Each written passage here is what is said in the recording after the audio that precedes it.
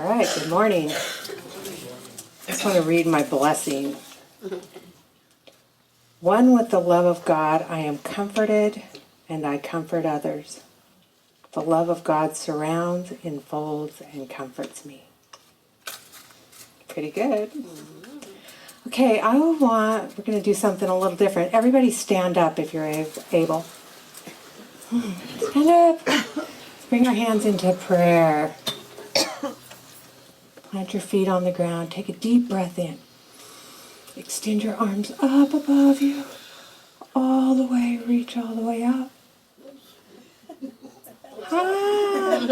Bring them back to the top in prayer. Come down. I behold the Christ in you. Namaste. Have a seat. See, you did a little yoga. Anyways, whether you come to the class or not.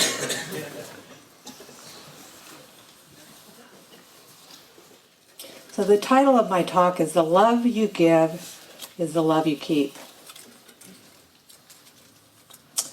So I guess my first question is, who am I? And who are you? Why are we here? And there's a lot of little answers for that, but the big answer is, I am the light of the world. That is my purpose. That's why I came here. And each one of you, you are the light of the world. Say that to yourself right now. I am the light of the world. Yeah. That's the truth of who you are. That's why you're here. This is really hard. So, thank you.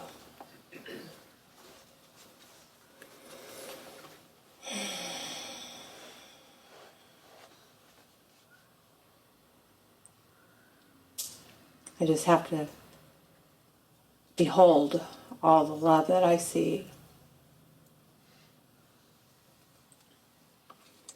I had a friend that passed away last year, and it was a longtime friend from Unity of Modesto. Her name was Claire, and she was raised in Unity. Her mother was a Unity person and raised her whole life with the Unity teachings. And she was the main person you saw when you pulled up at Unity of Modesto. Every Sunday, there would be Claire at the door with hugs and smiles and greetings, and every person I know that even if they just came for a visit, they would not, the only person that they would remember is, I remember her, because she made a point of being at that door, giving out hugs and welcomes. She was a volunteer at the McHenry Mansion, the Garden Club, and a whole long list of things. Very much a people person, and just always full of love. She grew up in Unity. She was Unity. She got sick last year very rapidly. She was diagnosed with lung cancer. She went to the movies on a Friday night, was perfectly fine, on a date with her husband, and by Monday, she had a very dire diagnosis. I went to see Claire in the hospital, and she was very frightened and expressed that she still had a lot of living to do and a lot of people to help, a lot of people to take care of. She had a blind neighbor that she brought dinner to every night, and her husband had had a stroke and he needed her. And it was all about everybody else that she didn't want to leave. We've all experienced people like that, or are those people, the true caretakers and givers. Within a few weeks, she was in hospice. They had given her, 6 months, but within the next week after that, she was in hospice. And I had the great honor of spending the last few weeks with her and actually holding her hand when she made her transition. And there were many lessons that she taught me during those 2 weeks. And the big one is that the love you give is the love you keep. You have to give up everything else. We don't get to keep our house. We don't get to keep our pets. We don't get to keep the physical people that we love. But every good, kind thing that you do, every smile, every hug, every love, every bit of it, when you're laying on your deathbed, that's your riches. That's what you bring with you. And I kept telling her that. She's unconscious at this time. All I could think of is all of the hugs, every good thing that she had ever done was her legacy, was her inherit. It was her suitcase. What's that song? Glenn Campbell or something about you can't take your suitcase in the limousine or the hearse or whatever. When she passed away, she was rich. And so we don't have a moment to waste is my message. And a lot of things block us from expressing that love. Fear, unforgiveness, unworthiness.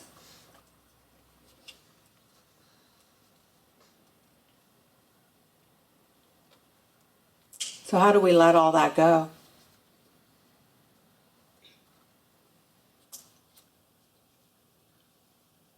Extreme, radical acceptance of ourselves, exactly the way we are every single day. We have to go into the silence, go into prayer, and let it all go every single day. We have to let ourselves off the hook for anything that we think we may have done. And when I say we have to let ourselves off the hook, there's only one of us here. We are one. We're all manifestations of the one Son, the one begotten Son of God.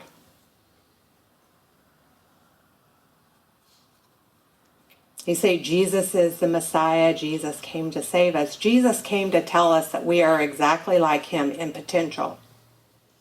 We are the Christ. And our purpose here is to become that. That is our purpose. And we have to let everything else go. So your work is,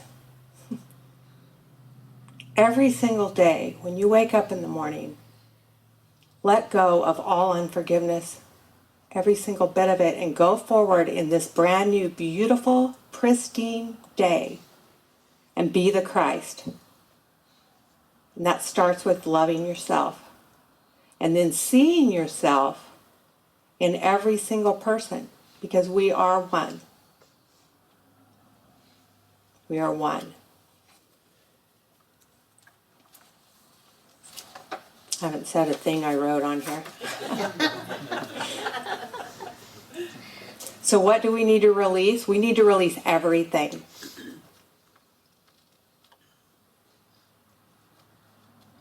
You need to release all the grievances, because you can't get into heaven on earth, which is right here, right now, with one grievance in your heart. My prayer for each one of us is that our hearts are broken wide open to smithereens. Because then that grace of God, that grace of love, can just pour down and saturate our beings.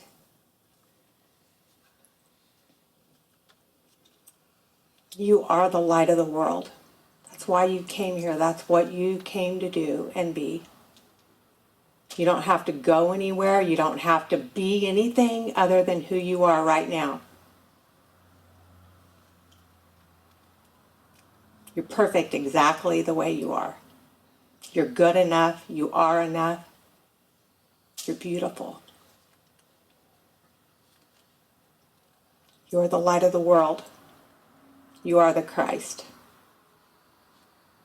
You are eternal spiritual beings. Why did we come here? We came here to accept ourselves. You're not going to change into anybody new. You're just going to be who you truly are. You're a child of God, made in the image and likeness of God. Eric Butterworth said you are the inlet and outlet for the expression of God in your life. He also said you are here to release the imprisoned splendor. That is your purpose. It is not the world's job to love you. It is your job to love the world,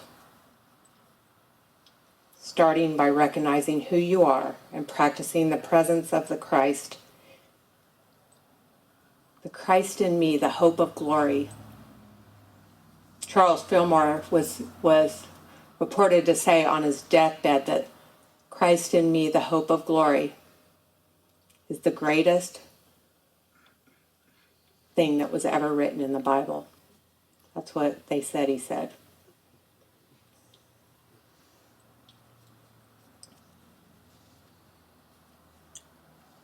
Jesus came here to tell us and show us our potential, who we are and what we're to do here. That's how he can save us, by listening to what he said to do.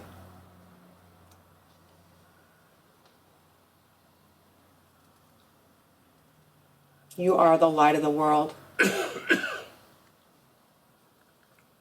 Look for and see God in everyone and everything in every moment. And you will experience what it means to be in heaven.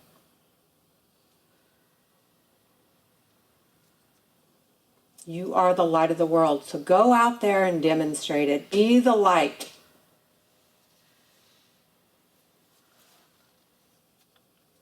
I see you. I see who you are.